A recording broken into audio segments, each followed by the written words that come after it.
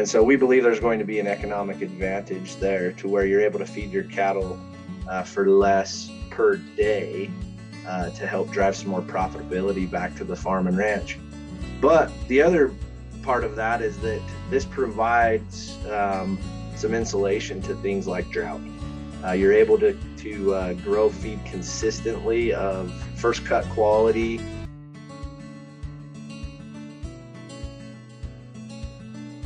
Hey, I'm Shay Keister, and I am your host for the Casual Cattle Conversations podcast, where we connect you with beef industry experts and leaders to improve your own operation. Speaking of improving operations, I'd like to personally invite you to attend my monthly Rancher Mind events. Rancher Mind events are Q&A calls between cattle producers and industry experts that allow you as the cattle producer to enter a community of people who support and push you to find those improvements and connect with experts who can answer your questions and guide you in the right direction. You can find out more about these events and how to sign up by heading over to my website, casualcattleconversations.com. And while you're there, if you sign up for my newsletter, I'll send you 22 ranch management tips for free that have been shared by the gurus who have been on my show before. Remember, the best way to support podcasts is to share, rate, and review the show so that I know what episodes and content you like and want more of. With that, let's connect you with this week's guest and expert. Well, thank you, all three of you, for joining today. And I'm excited to talk about this research project. We're going to talk about some innovative stuff with cattle nutrition and barley fodder. And I know my listeners will really enjoy that. So before we dive into that conversation, I do want my listeners to kind of get a better understanding for who each of you are. So would the three of you kind of go around the table and just briefly talk about who you are and kind of what your role in the beef industry is today? So Brady, let's start with you. Okay, so my name is Brady Blackett, and I am as far as I know, I'm a fourth generation cattle producer here in the state of Utah. And I've always loved the cattle industry and have always wanted to be a part of my life. Not only just, from something that I'm passionate about, but from a career perspective as well. I raise a little herd of purebred Angus cattle, and we have our own bull sell each spring. That's super fun, and it's an exciting opportunity for me as well. But with this particular project that we're talking about today, I work with a company called Renaissance Ag, who has established a fully automated, self-contained, controlled environment ag system that will grow and sprout barley fodder in 6 days. And we've partnered with Utah State to learn more about its place in the cattle industry and how we might be able to benefit cattle producers in today's world. So that's a little bit about myself. Well, thank you. How about you, Kara? So my name is Kara Thornton-Kurth, and I am an associate professor here at Utah State University. So I've been here for a little bit over 7 years. I have a PhD in animal nutrition, so I got that from University of Idaho. And my major role here at Utah State University is in research. And so the kind of goal of my research program is we study growth and development of beef cattle, and the most consumer accepted way to affect growth is through nutrition. So I also study a fair bit of beef nutrition. And then I have a minor role in teaching. And so it's always fun to have these industry partnerships to kind of share up and coming technology with my students as well. Well, that's exciting. Well, Zach, I guess it's your turn. So I graduated in the spring with my bachelor's in animal science from Utah State here, and then I started my master's program with Dr. Thornton, and so I help with research here, and I take classes, and pretty much anything Kara wants, anything Kara needs me to do, I try to take care of that. So pretty minimalist, but that's me. Well, it's exciting to have all three of you on the show today and to talk about this topic. So to really give, those listeners out there a little bit of background on what we're talking about, can someone explain, what is barley fodder and what does it look like from a nutritional value as a feed source for cattle? So what sprouted barley fodder is, it's basically where we are taking barley seed, the parent seed, and we're introducing just a couple of ingredients in a controlled space, water, temperature, and airflow. And we're able to sprout that parent seed into a feed, barley grass, in 6 days. And we're able to do that because of the controlled environment space that we're utilizing. So we have established a technology that allows us to do this in a fully automated way.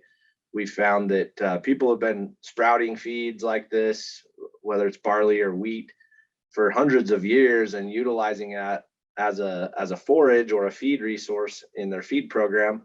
But they've never really been able to do it successfully. But with some of the new innovations in agriculture and the controlled environment systems that we've developed, we're able to do this and sprout that feed and provide a consistent, reliable resource to ranchers every day. So anecdotally, I'll add that there is something to the technology because I've been trying to grow it on my bathroom counter without a system for a couple weeks now because I think my new goats might like it. But it is not near as efficient as when that grows it in one of the systems we've gotten from Renaissance Egg. But from a nutritional standpoint, the fodder is actually a really interesting feed because the nutritional value looks like it's somewhere between a grain and a forage, which I'm sure you can imagine since it's a sprouted grain, it has the forage on there, but it also still has the energy density in it that you would typically find in a grain. The other thing is the digestibility of it is much higher than you would find in either a forage or a grain. Because there's a little bit more moisture in the seed. The seed's been ruptured, so you don't have this hard outer layer that you need to get to. So it's higher in protein, it's higher in energy, and the digestibility is higher. So it's just a more nutrient dense source, but it's also more digestible. So from a nutrient density perspective, I was really excited about the prospect of being able to work with it. Well, thank you for going through and explaining that and talking about, what it is and, nutritionally, what it can offer to diets for ruminants. So how about you kind of dive in, or someone dives in and talks about, what was this research project and what was kind of the goal of conducting this project? How was that set up? Yeah, so what we did in this study is we took 20 cow-calf pairs. So we got a little bit excited about the study. And so we were like, oh, let's go ahead and get started. And we started over the summer. And so what we had available to feed was cow-calf pairs. So at Utah State, we have a Vitel system that allows for us, that formerly Grow Safe, that allows for us to collect individual intakes on animals. And we had groups of cow-calf pairs that either received a diet that was all poor quality alfalfa. So pretty common kind of stored alfalfa feed that you would feed to beef cows. And then the other half of the animals received half of that poor quality alfalfa. And then the other half, and this was a unique study from a research perspective because we did it half as fed. So it was half poor quality alfalfa and then half barley fodder that was produced by a PastureBox system that we are essentially borrowing from Renaissance Egg to do the research. So we fed these cow-calf pairs for 90 days. They received their diets. And we looked at weight. We looked at body condition score of the cows. We collected milk from the cows. So Zach is now an expert beef cow milker, not something most people do during their graduate program.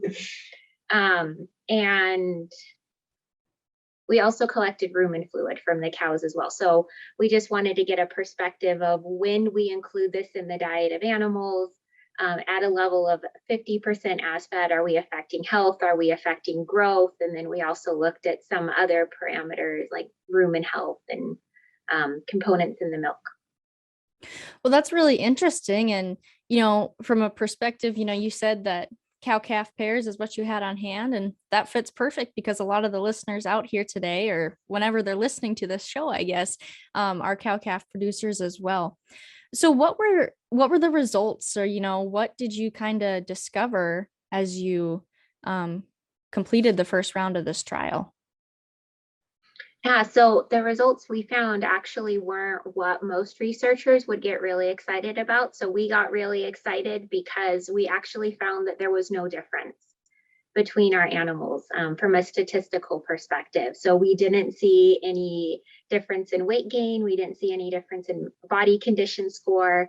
And so to us, we're really excited to run the economic analysis, because from what we've seen so far, it seems like this is a viable option that producers can use as a different feedstuff.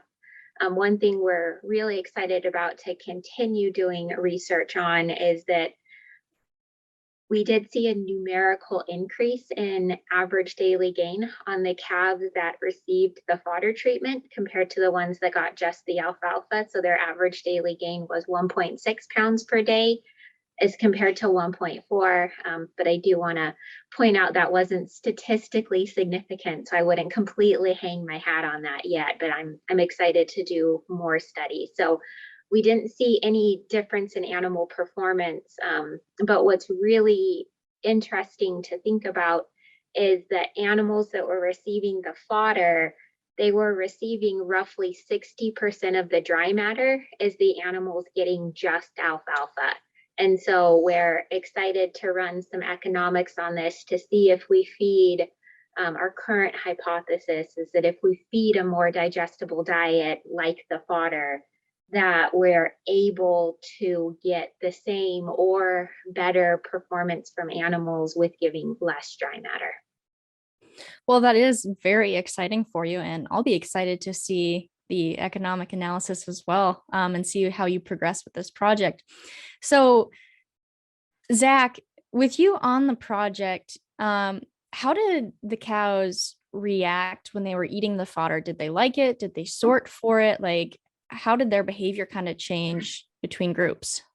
It was definitely, there's a big difference. We had pens set up, so we had a treatment group and a control group, treatment and control, and you could tell which ones were which because those cows would stick their nose down deep in the bunks and they'd find what they're looking for, then they'd flick everything out. So, I mean, I'm a pretty clean person, and I try to keep everything nice and clean. But I'd come out there after I'd feed, and there's feed everywhere because they're sorting and making a mess of it. And they really love it. Like Kara talked about, it's highly palatable, and they're sorting to look for that stuff. And the other cows, I feel like maybe got a little jealous, looking around like getting so excited about this alfalfa stuff. But it's, I definitely think they love it and they look for it in their ration. So. Well, that's interesting. And so as we kind of look at the bigger picture of this whole project, why are you excited about it? What do you think it means for beef producers? I mean, Brady, you're pretty boots on the ground. So why are you excited about these units and the barley fodder in this research? What do you think it means for the future of the beef industry? There's a lot that we're continuing to understand, right, through research. And this first trial that we did was actually just the first of 3 studies that we're going to do in the beef industry. But particularly as it relates to the cow-calf sector of the industry, I talked to producers all the time, every day, whether it be friends of mine or potential customers of ours at Renaissance Ag. And there's a, it's pretty common amongst producers that we're facing some difficult times in the beef industry. One of which is a drought that we're right in the middle of. Being able to find adequate sources of quality forage to feed our animals consistently is one of the common obstacles that I see producers faced with right now. Not only are they not able to have as much native grass to graze, but for those that are producing their own feed, in most cases their farms are not producing the amount of feed that they need to feed their cattle through those winter months. And so what it's doing is it's causing them to have to go out and buy feed. And in our little part of the beef world here in the state of Utah and through other parts of the western United States, to go out and find a quality form of feed in alfalfa or whatever that may be is ranging anywhere from 275 to over $300 a ton. And when you start to run the numbers, those cows over the course of 4 or 5 months, however long you're feeding them, they're going to eat almost as much dollar amount in hay as the amount of calf that they're producing that next year. And so why this research is important is because, like Kara pointed out, what we're seeing initially is that the cattle that were on the test, they consumed about 60% of the dry matter that the control group cattle consumed each day. And so we believe there's going to be an economic advantage there to where you're able to feed your cattle for less per day to help drive some more profitability back to the farm and ranch. But the other part of that is that this provides some insulation to things like drought. You're able to grow feed consistently of first cut quality every day. It doesn't matter whether it's raining outside or whether it's we're right in the middle of a mega drought and there's no water to irrigate with or to grow feed with. We can grow the same consistent source of feed day in, day out to take care of our livestock.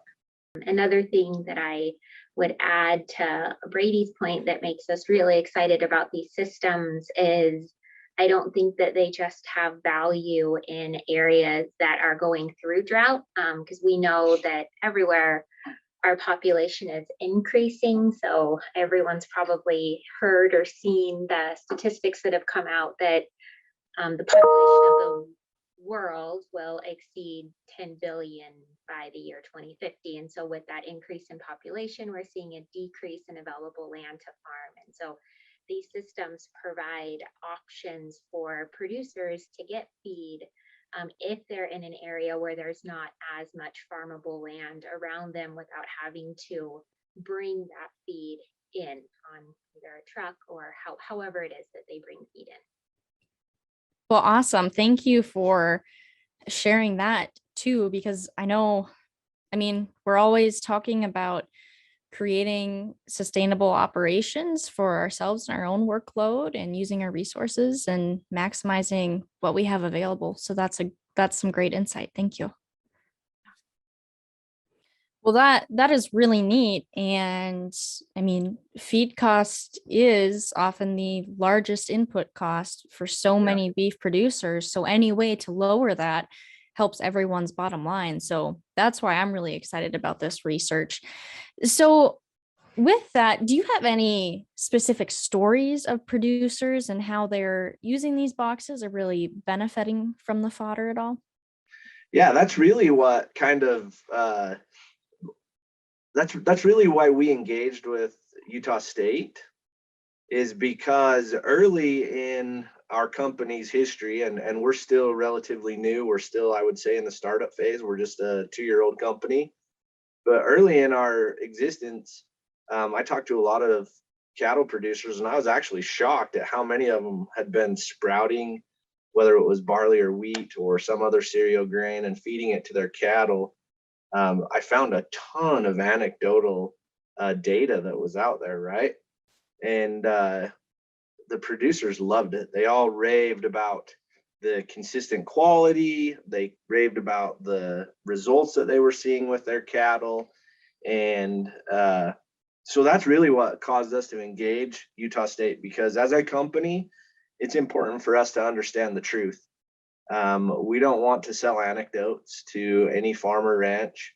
We want to sell them the truth. We want to help them to understand the benefits that this is going to have on their operation, not only nutritionally for their cattle, but also economically, and where they may be able to see some benefits on their farm or ranch. So there's a lot, like I said, a lot of anecdotes. I've compiled a list of about 10 producers that have been seeing results that range from increased weaning weights on their calves, like Kara mentioned, to just overall herd health being benefited from including a live green feed into the diet of the cattle. So it's exciting to be a part of this research and to participate, and to have such amazing partners like Kara and Zach to help us understand the science. Well, that's really neat. Now, kind of switching gears and back to the application on this, or the future application of this barley fodder, how is that being fed? Zach, did you feed it in like a TMR, or how can you get that to cattle for them to consume? So what I did is I measured out what I produced that day out of the fodder box, and usually it's about 200 pounds is what I was getting out. And I'd put that in a vertical mixer, and I'd add in 200 pounds of alfalfa on top of that and let it mix. Usually for a TMR, you're not mixing it for that long, but for this one, to break up those fodder biscuits into smaller palatable pieces for the cattle, I let it mix for about 15 to 20 minutes. And then I just go through and put it in the bunks that way. And it mixed up really well, and got it evenly distributed throughout the feed. And I mean, that's how we did it for the last one. We're going to do something similar for the next couple trials. Awesome. Brady, have you heard of any other ways of feeding the fodder, or is that the most common one? So that's kind of the way we prescribe it best, right? Because as Zach indicated, the cows will sort for it. It's almost like cow candy to them. If it's like Halloween, like getting an awesome little piece of candy that you just can't wait to tear into. So we, our prescribed way of feeding it is, if you're able to mix it and blend it with the other type of dry feed that you're including with it, that you're able to mix it, just to avoid that sorting that is common when the cows get on this feed. But I have encountered several producers, one of which is a large producer down in Colorado, and they feed round bells, and they'll take a round bell and roll that round bell out, and then they follow it just with a little trailer and the little fodder biscuits on the back, and they just throw those out on top of the round bell that they've just rolled out. So they feed it kind of as a component, and the cattle, they'll go in, and obviously they're going to go for that live sprouted feed first. They eat that first, and then they consume the dry feed that's been put out with it. So it's those are a couple of ways that we know that it can be fed and has been fed. Well, thank you for sharing that. As we kind of wrap up today, is there anything else the three of you would really like to share about the project or the concept of feeding barley fodder? I just think it's super interesting that we can feed less dry matter to these animals and still see the same results. And like I mentioned before, the next couple trials, we're doing a backgrounding feedlot trial, and then also a finishing trial. And I'm really excited to see if we can still keep those same results when we include different